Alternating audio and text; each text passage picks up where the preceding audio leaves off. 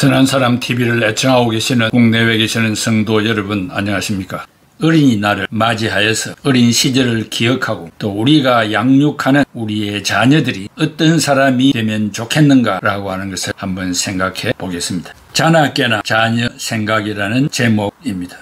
미국의 한 노인이 애완동물 개에게 한국 돈으로 1,500억 원을 유산으로 남겼고 사육사에게 연봉 5천만 원을 주라고 유언하였고 개가 죽은 후에 전액을 동물 보호소에 기증하라고 유언을 하고 외동 아들에게는 100만 불 한국 돈으로 10억 원을 유산으로 주라고 유언했습니다. 이런 유언장을 읽은 아들은 울분을 참지 못하고 소송을 제기하여 판사에게 하는 말이 내가 개보다 못합니까? 억울하니 바로잡아 달라고 호소했습니다. 판사가 아들에게 물었습니다. 청년은 1년에 몇 번이나 아버지를 찾아 뵈었는가? 아버지가 즐겨 드신 음식은 무엇이었는가? 아버지 생신일은 언제인가? 청년은 한마디도 대답을 못했습니다. 그때 판사는 아버지가 돌아가시기 전에 비디오를 상영했습니다. 그 내용이 내 재산 1,560억 원을 나를 도와주었던 사랑하는 개에게 물려주고 그 개를 키우는 사육사에게 연봉 5천만 원을 주고 내 아들에게는 10억 원을 주세요. 아들이 이에 대해 불평을 하면 일부만 물려주라고 하는 유언장이었습니다. 그리고 판사가 아들에게 일부만 상속하라고 판결을 하였다고 합니다. 아버지의 가슴에 얼마나 맺히고 섭섭하게 했으면 귀한 재산을 개에게 다 물려주고 아들이 불평하면 일부만 주라고 유언하였겠습니까? 부모로부터 대접을 받는 길은 부모의 기쁨이 되는 것입니다. 윌리엄 보세이, 미국의 전문 경영자이며 인재 발굴 회사의 대표는 인간관계 경영 법칙에서 어린 아이를 좋아하고 또한 어린 아이들도 자신을 좋아하게 하라고 말했습니다.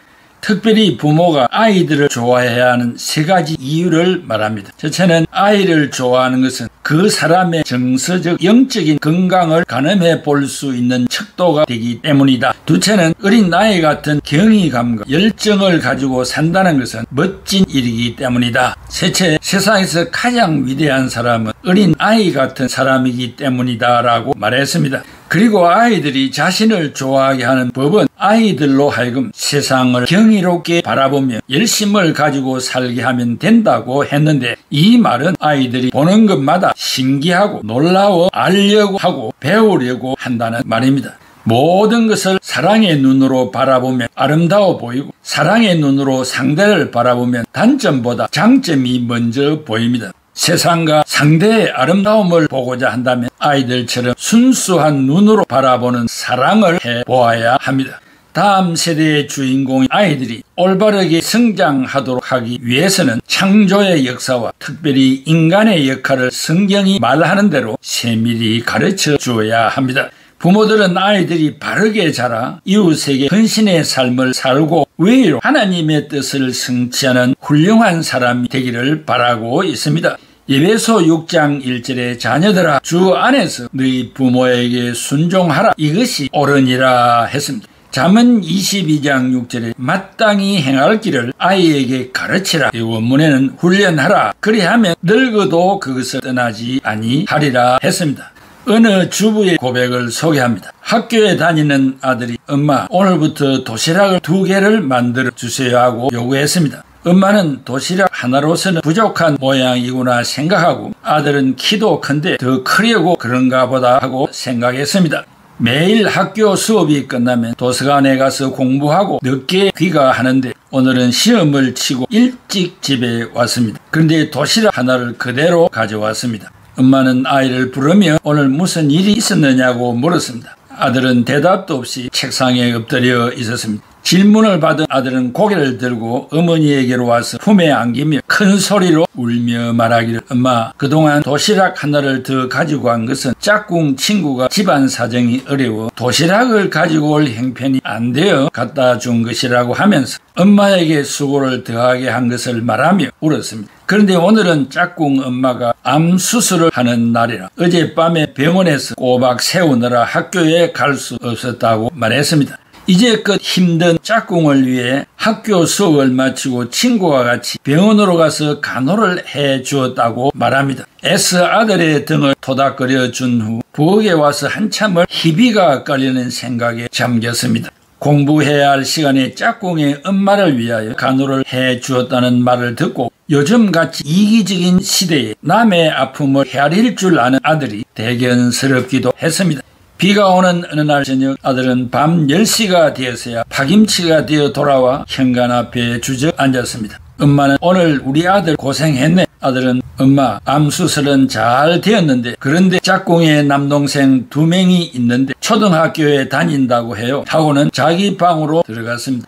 그 말을 들은 엄마도 애잔함이 있었습니다. 며칠 후 집에 온 아들이 호들갑을 떨며 말을 했습니다. 엄마, 짝꿍 집에 어떤 아주머니가 찾아와서 김치와 음식들을 만들어 갖다 주고 가셨대요. 엄마는 이렇게 고마울 수가 있나? 아들은 그렇지 엄마? 야호 신난다. 저렇게 신나는 아들의 모습을 참 오랜만에 보는 것 같았습니다. 주일이 2번 지나간 한가로운 오후 아들은 엄마 친구가 그러는데 그 아주머니가 또 찾아오셨는데 이번에는 음식뿐만 아니라 집 청소를 구석구석까지 다 해주고 가셨대요. 그 아주머니는 천사이죠. 칭찬에 침이 말라가는 아들을 보고 엄마가 말을 합니다. 너 그러다간 그 아주머니를 나보다 더 좋아하겠구나. 아들은 아마도 조만간에 어머니보다 더 좋아할 것 같아요. 그렇게 아들은 매일 짝꿍의 집 소식을 전하는 것이 일이 되어갔습니다. 집으로 가는 버스를 타기 위해 정류장으로 걸어가는데 아들의 문자가 왔습니다. 이 세상에서 가장 아름다운 엄마의 모습을 보았어요. 행복을 퍼주는 우리 엄마. 내 엄마라서 너무 고맙고 사랑해요. 시편 103편 5절 좋은 것으로 네 소원을 만족하게 하사 네 청춘을 독수리같이 새롭게 하시는도다.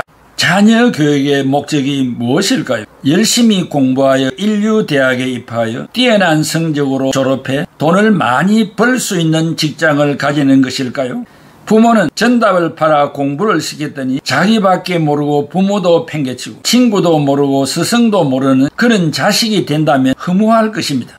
뒤에서 신라를 언급했듯이 짝꿍의 배고픔을 예사롭게 보지 않고 어머니에게 도시락을 부탁하여 생사고락을 같이 하는 이웃사랑의 미덕을 체험한 어머니는 자식을 키운 보람을 맛보았을 것입니다. 어린이날 어린이 주일을 맞이하는 우리는 어떠한 기쁨을 기대합니까? 리차드 위트컴 장군과 그의 부인 한묘숙 여사의 전설적인 신라를 생각해 봅시다. 6.25 한국전쟁에 참전한 미군 장성인 위트컴 장군은 당시의 미군 군수사령관이었습니다. 1952년 11월 27일 부산역 건너편 산비탈 판자촌에 큰 화재가 있었습니다. 판자촌이라 해도 변변치 않아 노숙자에 가까운 생활을 하던 피난민들은 부산역 대합실과 인근에 있는 시장 점포가 유일한 잠자리였는데 대화재로 입을 옷도 없었고 먹을 것조차 없어 오갈 데 없게 되었습니다. 이때 위트컴 장군은 군인들에게만 줄 수 있는 군법을 어기고 군수 창고를 열어 군용 담요와 군복, 먹을 것 등을 3만 명의 피난민들에게 골고루 나누어 주었습니다. 피난민들은 이 세상에 저런 사람도 있는가 하고 우리 자식들도 성장하여 저런 사람이 되면 좋겠다고 생각했습니다. 이 일로 위트컴 장군은 연방의회 청문회에 불려갔습니다. 의원들의 쏟아지는 질책에 장군은 조용히 말했습니다.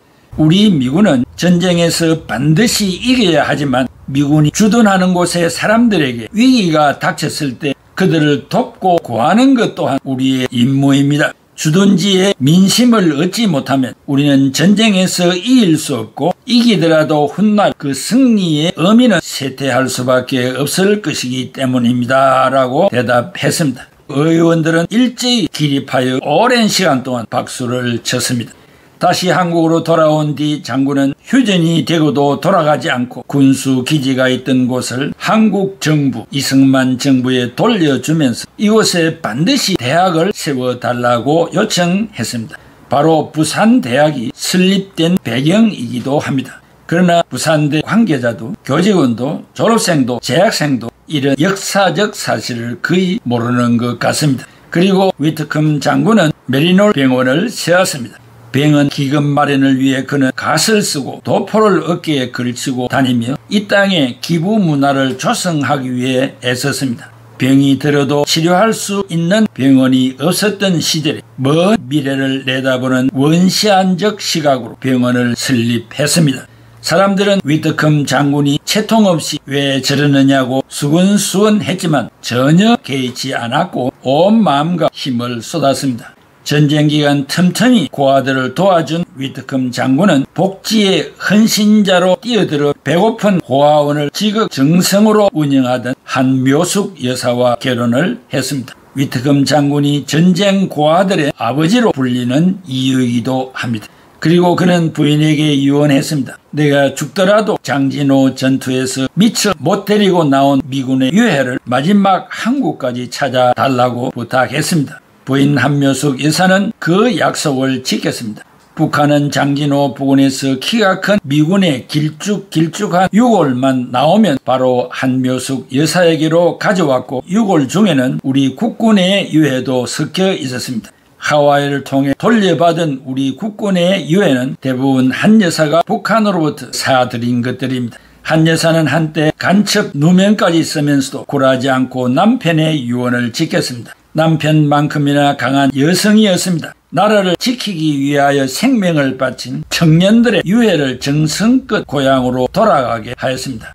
장군의 연금과 재산은 모두 선한 사업에 사용되었고 장군 부부는 끝내 이 땅에 집 한 채도 소유하지 않은 채 40년 전에 세상을 떠났습니다. 부산 유엔공원 묘원에 묻혀있는 유일한 장군 출신 참전 용사가 바로 위트컴 장군입니다. 끝까지 그의 유언을 실현한 부인 한묘숙 씨도 장군과 합작되어 있다고 합니다.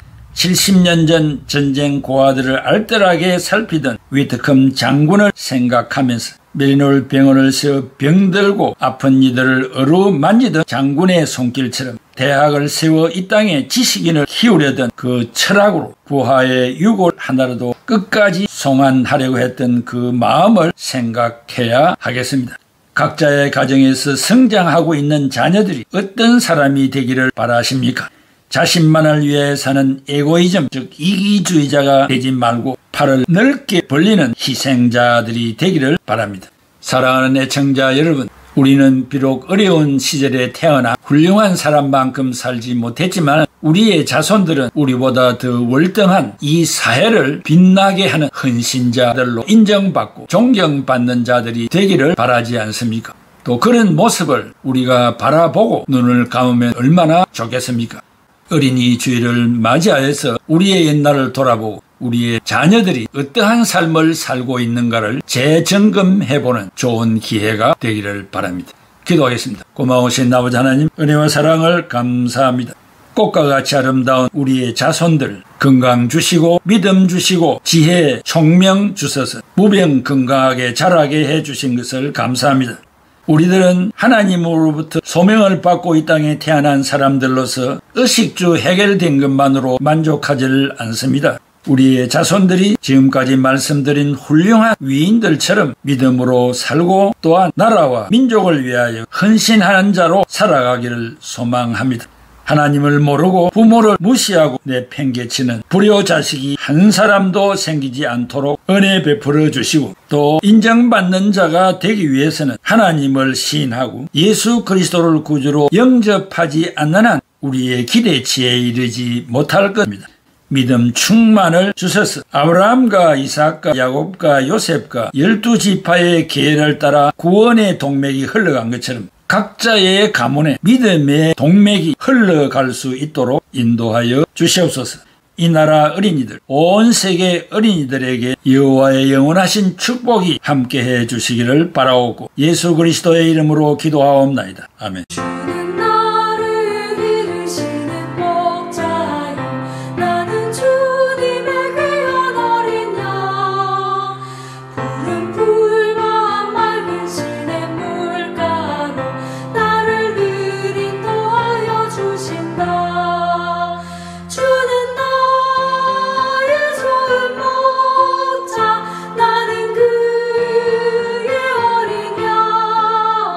저를 따라 꼴을 먹여주시니 내게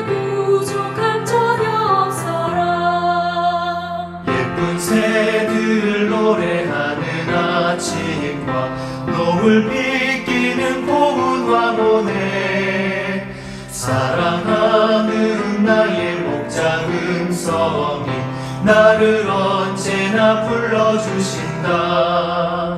주는 나의 좋은 목자, 나는 그의 어린 양. 저를 따라 꼴을 먹여주시니 내게 부족함 전혀 없어라. 못된 짐승 나를 해치 못하고 거친 비바람 선치 못하리. 나의 주님 강한 손을 펼치사 나를 주